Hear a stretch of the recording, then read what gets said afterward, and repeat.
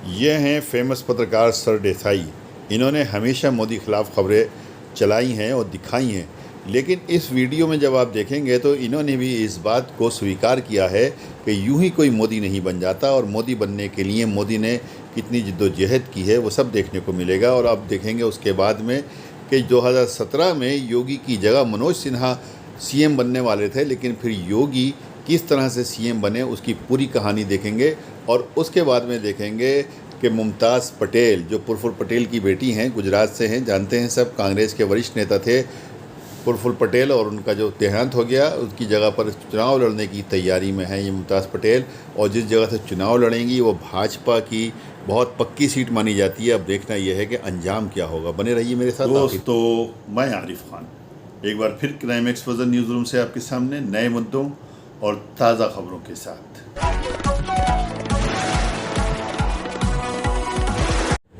ये हैं राज सरदेसाई, इंडिया के जाने माने पत्रकार। इन्होंने हमेशा मोदी विरोधी खबरें चलाई हैं, लेकिन इन्होंने इस बात को स्वीकारा है कि यूं ही कोई मोदी नहीं बन जाता। मोदी बनने के लिए कितनी तपस्या और कितनी मेहनत करना पड़ती है। देखिए एक रिपोर्ट। यूं ही कोई मोदी नहीं बन जाता है। मोदी बनने के लिए जीवन खपाना पड़ता है। मोदी बनने के लिए सड़कों पर पोस्टर लगाना पड़ता है। मोदी बनने के लिए घर परिवार छोड़ना पड़ता है।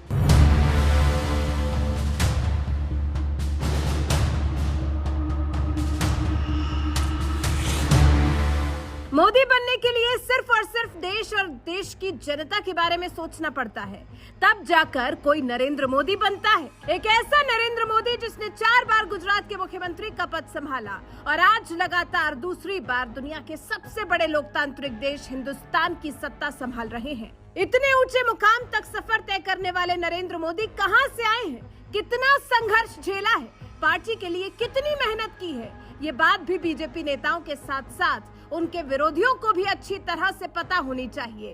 तभी तो जिन कद्दावर पत्रकार राजदीप सरदेसाई पर मोदी विरोधी होने के आरोप लगाए जाते हैं, वो राजदीप सरदेसाई भी मोदी की मेहनत का लोहा मानते हैं। लल्लन टॉप के कार्यक्रम नेता नगरी में बोल रहे पत्रकार राजदीप सरदेसाई मोदी के संघर्षों की बात करते हुए बताते हैं, 1987 में मोदी जी पहली बार अपनी एक तरह से पहचान बनाते हैं। म्युनिसिपल इलेक्शन होता है अहमदाबाद में, और वो क्या करते हैं, हर गली नुक्कड़ में जाकर देखते हैं कि पोस्टर लगे हुए हैं कि नहीं। सभी बीजेपी कैंडिडेट्स के वो स्कूटर के पीछे बैठे हुए हैं, और स्कूटर कौन चला रहा है, सोचिए, अमित शाह। अब मेरे दोस्त यही बात है, कई नेताओं को ये बात पता चलनी चाहिए कि आज वो इस लेवल पर पहुंच गए हैं, लेकिन कहां से आए हैं, ये जर्नी है लाइफ में। ये कोई वनडे मैच नहीं है पॉलिटिक्स, ये 40 साल से वहां बैठे हैं। मोदी के सियासी सफर के बारे में बताने के साथ ही पत्रकार राजदीप सरदेसाई ने 1995 में हुए गुजरात विधानसभा चुनाव का भी जिक्र किया, जब पहली बार बीजेपी गुजरात की सत्ता में आई थी और केशुभाई पटेल गुजरात के मुख्यमंत्री बने थे। करीब 28 साल पुरानी बात छेड़ते हुए पत्रकार राजदीप सरदेसाई ने बताया, मुझे अब भी याद है 1995 में जब बीजेपी पहली बार गुजरात में जीती थी। छोटा सा ऑफिस था उनका कानपुर में। मोदी जी बाहर बैठे थे, खाकरा खा रहे थे, और बीजेपी के बड़े नेता शंकर सिंह वाघेला, केशुभाई पटेल, सुरेश मेहता अंदर रूम में बैठे हैं, और मैं मोदी जी के साथ बाहर बैठा हूँ। उस जीत में मोदी जी का बड़ा योगदान था। वो मुझे कहते हैं, नहीं नहीं, वो बड़े नेता हैं, उनको बैठने दीजिए, उनको बुलाया नहीं गया था उस मीटिंग में। अब आप सोच लीजिए। पत्रकार राजदीप सरदेसाई 1995 के जिस गुजरात विधानसभा चुनाव की बात कर रहे हैं, उस चुनाव में बीजेपी को गुजरात की कुल 182 सीटों में से 121 सीटों पर जीत मिली थी। तो और पहली बार बीजेपी इतिहास रचते हुए गुजरात की सत्ता में आई थी। इस चुनाव में बीजेपी के बड़े नेताओं की भूमिका तो थी ही,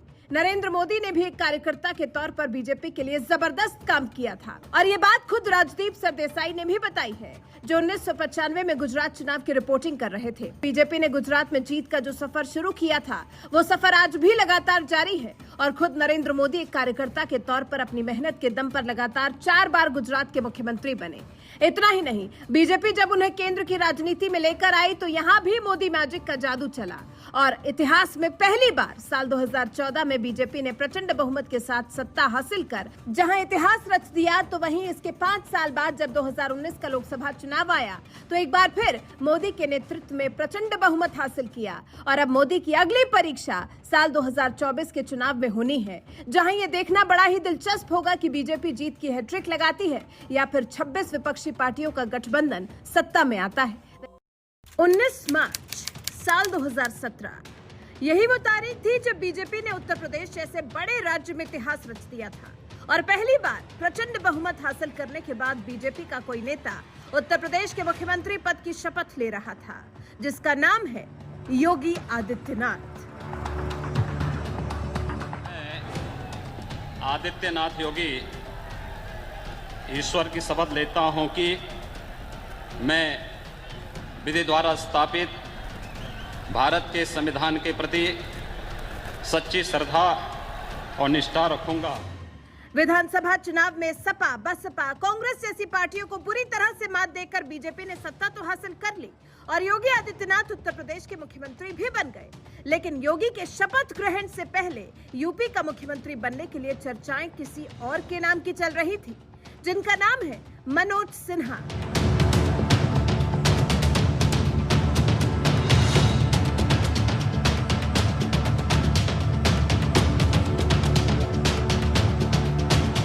माफिया मुख्तार अंसारी के गढ़ गाजीपुर लोकसभा सीट से साल 2014 में चुनाव जीतकर सांसद बने मनोज सिन्हा को इस जीत के बाद मोदी सरकार के पहले कार्यकाल में रेल राज्य मंत्री बनाया गया था। इसी बात से आप समझ सकते हैं कि यूपी की राजनीति में उनका कितना भौकाल हुआ करता था। यही वजह है कि जब साल 2017 में हुए विधानसभा चुनाव के नतीजे आए और बीजेपी को प्रचंड बहुमत मिला तो यूपी के मुख्यमंत्री पद के लिए मनोज सिन्हा के नाम की जोर शोर से चर्चाएं होने लगी कि तभी उस वक्त बीजेपी के अध्यक्ष रहे अमित शाह का एक फोन आया और सभी चर्चाओं पर लगाम लग गई। आखिर अमित शाह ने मनोज सिन्हा से ऐसा क्या कहा था कि उन्हें खुद मुख्यमंत्री बनने की चर्चाओं पर लगाम लगानी पड़ी? इस बात का खुलासा अब जाकर करीब 6 साल बाद हुआ है, जब खुद मनोज सिन्हा ने लल्लन टॉप को दिए एक इंटरव्यू में 2017 की बातों पर तगड़ा खुलासा किया है।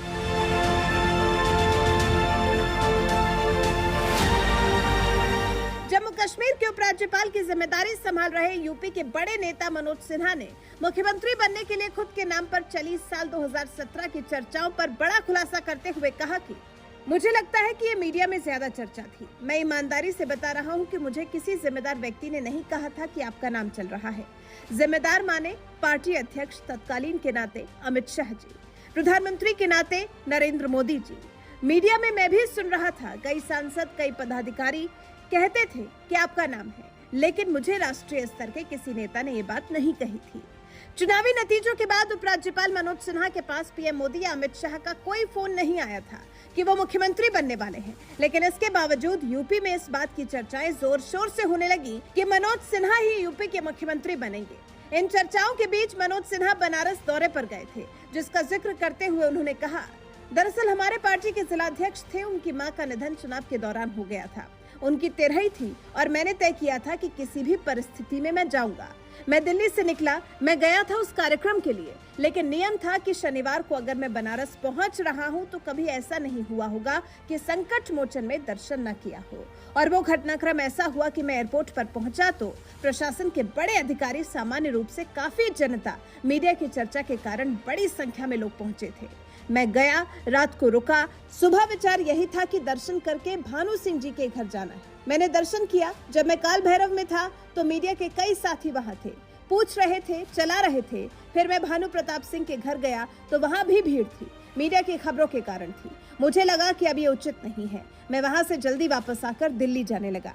साल 2017 के यूपी चुनाव के दौरान बनारस बीजेपी के अध्यक्ष रहे भानु प्रताप सिंह के घर भारी भीड़ जमा होने की वजह से मनोज सिन्हा जल्द ही वहां से निकल गए और दिल्ली जाने लगे कि इसी बीच तत्कालीन बीजेपी अध्यक्ष अमित शाह का फोन आ गया और इस फोन के बाद ही मनोज सिन्हा के नाम की चर्चाएं काफी हद तक थम गई थी।